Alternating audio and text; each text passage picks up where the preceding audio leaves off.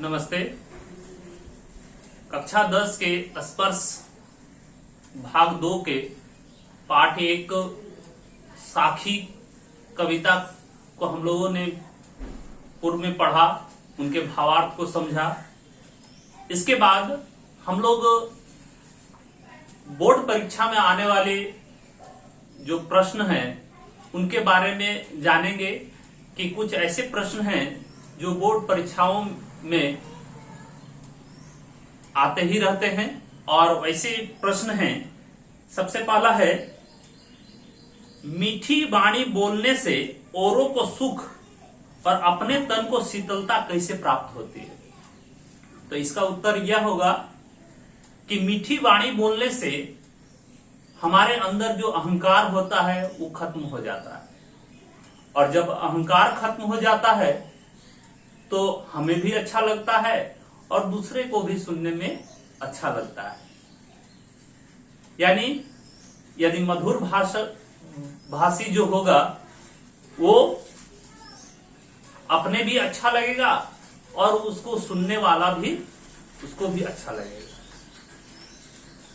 दूसरा प्रश्न है, दीपक दिखाई देने पर अंधियारा कैसे मिट जाता है?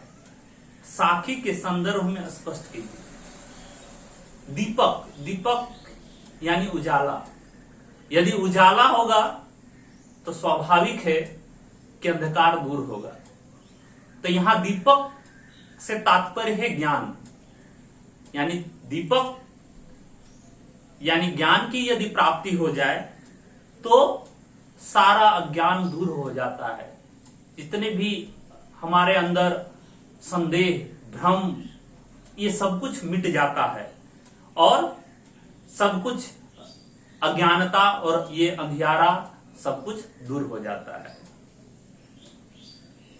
उसके बाद अगला प्रश्न है, ईश्वर कण कण में व्याप्त है पर हम उसे क्यों नहीं देख पाते? कबीरदास जी का मानना है कि ईश्वर कण कण में होता है और हम उसे देख नहीं पाते, क्योंकि हम ईश्वर का चिंतन ही नहीं करते। हम मोह माया भ्रम में फंसे हुए होते हैं और सांसारिक मोह माया में ही हम बंधे हुए होते हैं, जिसके कारण हम उनका चिंतन नहीं कर पाते। इसलिए हमारे चारों ओर भगवान ईश्वर सब कुछ है, सब है, लेकिन हम उन्हें नहीं देख पाते। अगला प्रश्न है जो बहुत ही महत्वपूर्ण है, अपने स्वभाव को निर्मल रखने के लिए कबीर ने क्या उपाय सुझाया है? ये बहुत ही महत्वपूर्ण प्रश्न है। ये बार बार प्रश्न आते हैं कि अपने स्वभाव को निर्मल रखने के लिए निंदक को अपने पास रखना चाहिए। जो हमारी निंदा करता हो उसे अपने पास रखनी चाहिए, क्योंकि हमारे स्वभाव का ज्ञान हमें वही निंदक ही देता है कि हमारे अंदर क्या बुराई है। हमारे अंदर जो बुराई है हम उसको जानेंगे और हम अपने स्वभाव को निर्मल करेंगे, हम अपने स्वभाव को अच्छा कर सकते हैं। इसलिए यदि कहते हैं कि अपने स्वभाव को निर्मल करना हो तो जो हमारा निंदक होता है, जो हमारी बुराई करता है, उसको अपने पास ही रखना चाहिए। एक प्रश्न और है, एके असीर पीव का पढ़े सुपंडित होई, इस पंक्ति द्वारा कवि क्या कहना चाहता है?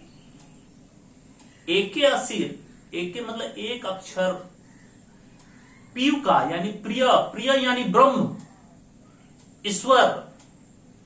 जो ईश्वर को जान लेता है, ईश्वर को पा लेता है, वही सबसे बड़ा पंडित होता है।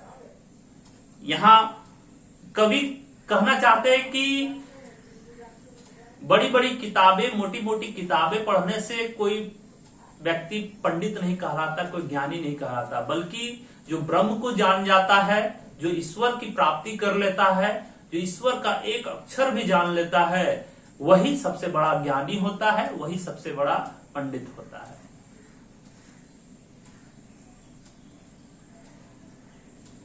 तो इस प्रकार ये महत्वपूर्ण प्रश्न है जो बोर्ड परीक्षा में आते हैं, इसलिए बच्चे आप अगले बोर्ड परीक्षा की तैयारी के लिए